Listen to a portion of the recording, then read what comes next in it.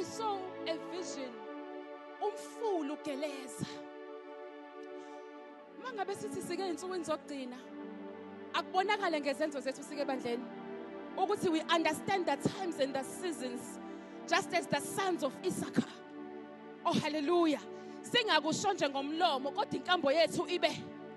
So uNkulunkulu showed me this lo mfulu ugeleza.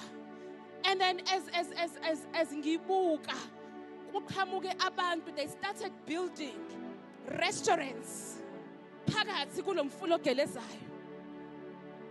Different types of stores bezakha phakathi kulo mfulu ogelezayo until unqamuke ukuflowa amanzi ampintshe la empintshe khona, but kwakhiwe izitolo khona la ngasemaceleni kwi river bank kwakhiwe izitolo kuyahwetshwa.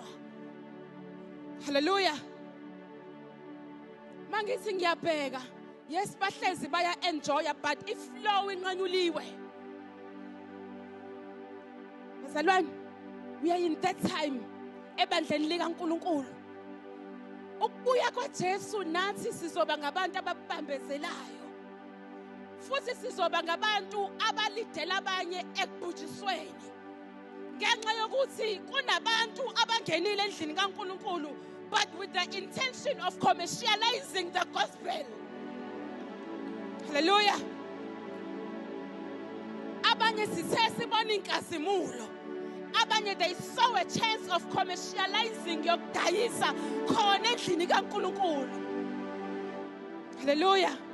There was a time where uJesu bafica behwebe ethempelini. Oh hallelujah. Wafike wabashaya. Mayeqeda lapho waphilisa abagulayo. Awubona futhi laba bantu badideka. Bazalwane, ngabe sikude. Ngabe ibandla likaNkulunkulu likude. But we have commercialized. Senze sihwebile endaweni kaNkulunkulu engcwele. Angikhulumi ngabantu abangabiziwe, ngikhuluma ngabantu ababiziwe mina. uNkulunkulu aba-appointile ukuhamba kule season. But ngenxa yobukhulu bogcobo obuphezu kwabo, abanye they were lot bahehwa omubi ukuthi bawele esilingweni sokudayisa ngezwi likaNkulunkulu. Hallelujah. But sithi uJesu uyabuya.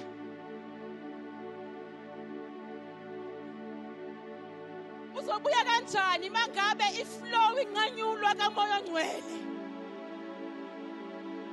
Umoya oNgcwele akakwazi ukusebenza kahle because ibandla has commercialized.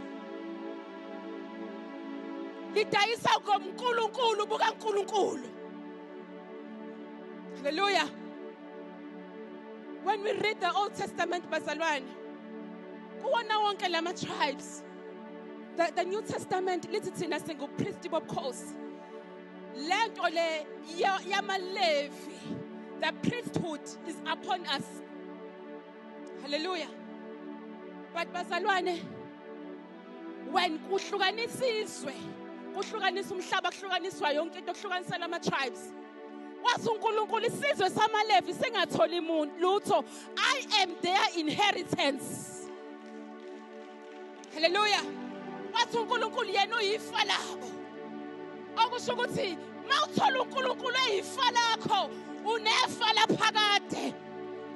Amanye amafa yabola, phelelwe isikhathi, umhlaba uguge. Kodwa i-inheritance kaNkulunkulu is eternal. But the type of priesthood in these last days, badayisa ngobuNkulunkulu bukaNkulunkulu. USathane ugoqa izandla, uyabuka nje. Ngabe ibandla likude nemvuselelo, but inkinga we have commercialized, sasidayisile ngoba uNkulunkulu bukaNkulunkulu. When you are a priest serving, because into ye-priesthood angikhulumi ngalabo abavuma ubiza abashumayelayo. It is upon us thina esivumile, not laba abahamba bemenywa kuphela. Wonke umuntu, join the mention. Lithi izwi likaNkulunkulu, umpristi wayedla emihlatshelweni eyayilethwa. Hallelujah. Wayondliwa uNkulunkulu. Oh bazalwane. Umhlatshelo wesono udliwa umpriest. The grain offering yayidliwa umpriest. Kusho ukuthi umpriest wayengalambi. Hawu bazalwane. Kodwa sikulesi sikhathi la khona sidayisile ngento kaNkulunkulu ephezulu kwethu. Ngenxa yesisu. Kanti uNkulunkulu is our inheritance. Kula mashande. Singasukuma. Sikhuleke. Kuna hasita lipa shanta. Kena sizokhuleka bazalwane. We are going to pray for ibandla likaNkulunkulu. Shana hala hasiya. We are going to pray ukuthi uNkulunkulu avuse laba bathi noma singalamba abazokhulumisa kaDaniel abathi siyakubona kudeliwe kuhle kodwa thina siyukudla asikusicontaminator abathi singamela indlala. Oh hallelujah. Abathi lolu sizi oluncunyana olesikhashana olungolomzuzwana bazalwane. Abazo understand ukuthi liyasebenzela isilinganiso senkazimulo emisiwe ingunaphakade. Let us pray ukuthi uNkulunkulu avuse abantu onhliziyo yabo ikuNkulunkulu iqilisiwe kuNkulunkulu abangenawo ama-agenda. Because ngokwesizini esikuyona kufanele ngabe imfula iyageleza lithi izwi likaNkulunkulu leli vangeli liyoshunyayela umhlaba wonke. Lizoshunyayelwa kanjani when we commercialize the gospel? Liyofinyelela kanjani ezizweni? Usepha yase. Liyofinyelela kanjani ezizweni leli vangeli? Bazalwane asikaba abantu abanqanda ukugeleza komfula unaya sepha yase